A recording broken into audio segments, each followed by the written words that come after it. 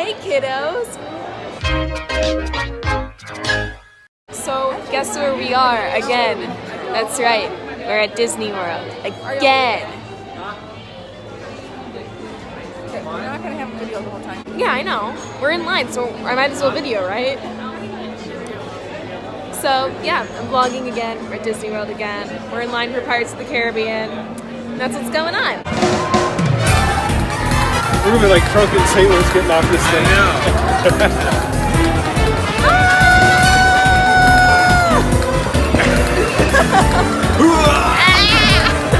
Okay, I'm gonna be using this opportunity to talk about Mean Girls. If you don't know, I'm a huge fan of Mean Girls, the movie, the musical, all of it. But the first thing I would like to talk about first is the whole Cameron Dallas situation.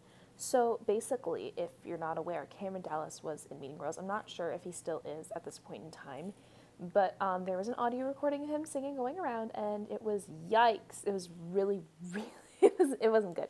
That made me a little bit peeved that, like, you know, they put Cameron Dallas in Mean Girls when there's, like, guys in my high school that can sing better than that, like, right there. Like, you know who you are. You guys are right there. And secondly, that I want to talk about is that they're making the Mean Girls musical into a movie, and to me, that is amazing. That's everything. I love it. I'm super excited. The third thing, which is the most recent thing, which I actually wasn't initially going to talk about, but now I started editing this again, and it's a new thing, so now we're going to talk about it. Sabrina Carpenter is going to be replacing Erica Henningsen as Katie on Broadway, and if you know me, you know that I am a huge, huge Sabrina Carpenter fan, so this is like the stars have aligned for me. All my favorite things are in my favorite things. That is all. I love it. The next day. Good morning! I mean, I guess I didn't think we'd be cattled up so much. We didn't need these warm clothes. We've got body heat. Good morning. We are at Hollywood Studios, and it's early, and it's crowded, because we gotta get to the Star Wars stuff. Okay. So in the distance, in Toy Story Land, we're not allowed in yet because it's too early. So right now we're just kind of chilling. So basically the way that Rise of the Resistance worked is that you had to get to the park like actually before it opened, and then because there's so many people there, they like have to hurdle you into the park, but you can't actually do anything, so you're kind of just standing there, as you could see. And then everyone has to like go on their phones so that they can like enter, and they like randomly give you a boarding group, and like everyone has to do it because they can only give out so many boarding groups, and it's stressful, and there's a lot of people there, and I basically, as you saw in the title, it's like Disney TanaCon, because we're all just kind of chilling there. Nothing's really going on, and then all of a sudden, like, maybe you'll get what you want, maybe you won't. You don't really know. And then, but we did get a boarding group, and it was a good time. I guess too. How are we doing? Group 60. Yay! Group 60! Let's go! 16. 60. Oh, 60? Okay, well, still, we have a group. I just want to take this time to inform you all that Toy Story Land is pretty freaking gorgeous when the sun rises. I also would like to take this time to let you know that Disney World is lying to you, because we got there early enough where they were still like doing test runs and there weren't actually any people on Slinky Dog Dash, and you could like see it going by, but you could hear people screaming, which means that they put recordings of people screaming on the ride to make it sound like there's more screams than there actually are. And at first I thought maybe I was just hearing things, and maybe my brain was like, oh, roller coaster is going by, so you're hearing screams, but like everyone in my family heard it.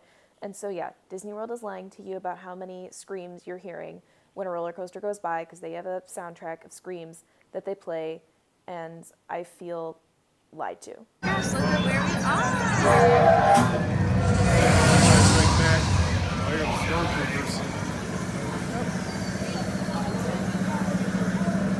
Oh, hi.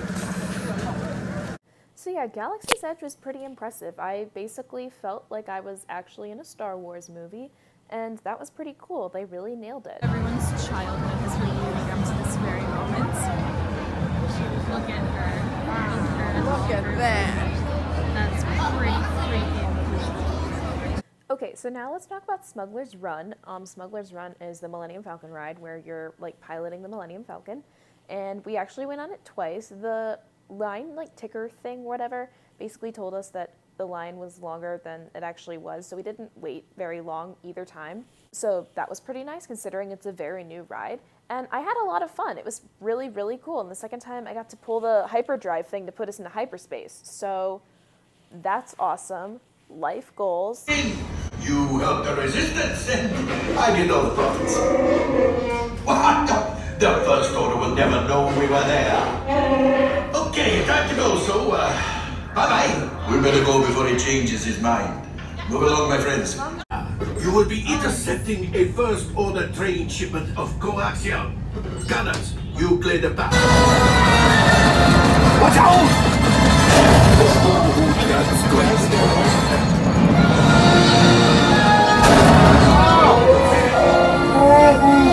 Okay, so then since we didn't actually have any breakfast because we got up so early, we had to get breakfast at this place, and wouldn't recommend that. There is some weird stuff going on back there. Like the girl told us that the thing that I wanted, they were out of, and then the next person in line got the thing that I asked that they said we couldn't get. So yeah, something weird was going on there.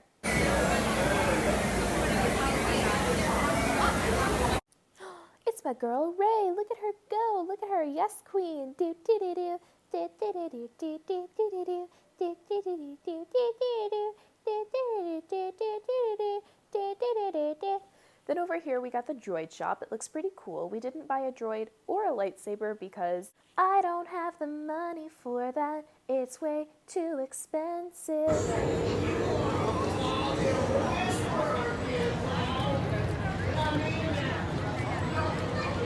So then to give you an idea of how the boarding groups work, we were group 60 as you saw earlier, and we didn't get into the line until maybe about like 2-ish, I think it was. And the ride also broke down like twice that day, which I think is also a normal occurrence. So yeah, if you want to know like at what time you're going to get on, that's all I can tell you. So basically the whole plot was that you were like resistance recruits or whatever, and they had to like transport you to the base. But then right here, as you can see, you're in a ship and you go into the door that is on our right from this perspective. You can see my boy Poe Dameron in the screen. We got Akbar. No, at this point he's dead, I think. So not Akbar. I don't know. But yeah, you're like getting attacked by the First Order. And then in the same door, out of nowhere, you get caught by the First Order and there's these guys. And that was really surprising because I think we all thought the other door was going to open, but it didn't. So yeah, that was super cool. And then this is like the part like right before the ride actually starts. I also would like to point out the fact that the people who were pretending to be First Order guards were amazing at treating us like actual garbage, and I appreciated that. Spy, I don't think any of the instructions included leaning on the wall. Snuff out your meager resistance. You chose the wrong side, and now you will pay. The resistance prisoners. Hey, what's up? You have what I want. You know the location of the secret base, and I will take it from you. We are needed on the bridge. So then after that, it was actually the actual ride part because they like break you out of the First Order place, and then the whole actual ride is your escape. And then we went to the cantina, and that was super fun. So here's some footage from that.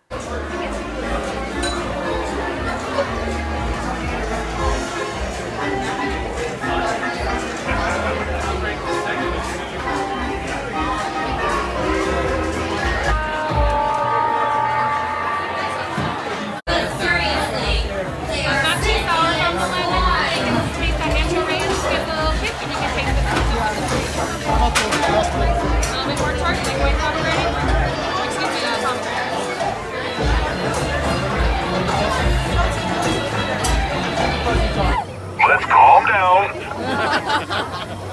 Here's Galaxy's Edge at night. Do do do do do do do do do do do do.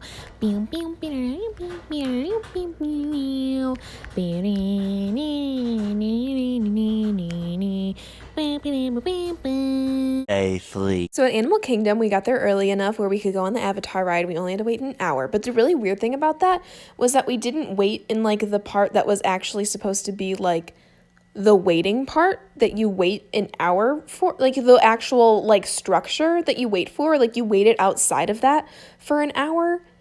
And then, and then once we got into the structure, we like walked right on.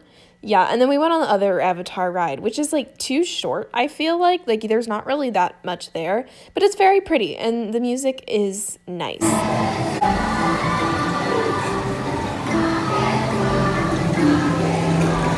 Aw, look at the otters. I forgot about them. They're so cute. Oh, look at the monkeys. Hello, monkeys. Ah, they're so cute. I love them.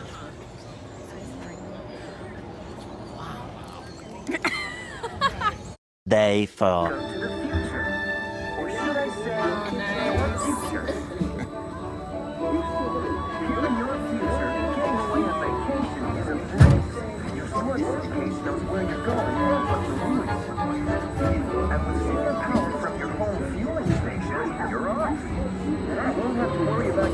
While you're gone, thanks to handy household robots. You leave your city home in an ultra-light, ultra-powerful, totally networked family car that can take you anywhere. You've already planned the trip with your virtual travel agent. Hotels, check. Restaurants, check. Guided tours, check. You'll never get bored on your journey because your car's holographic gaming technology keeps you connected to friends back home.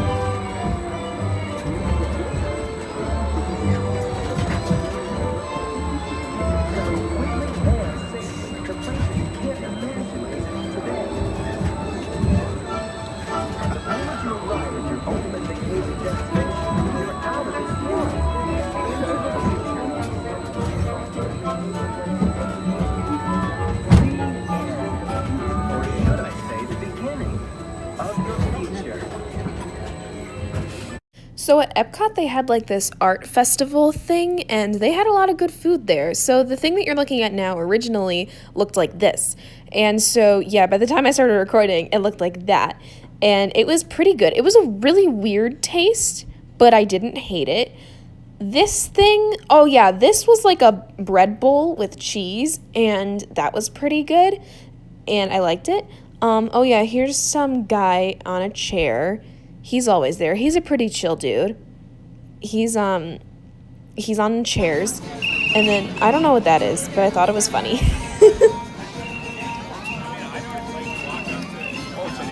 And then after that, we went home.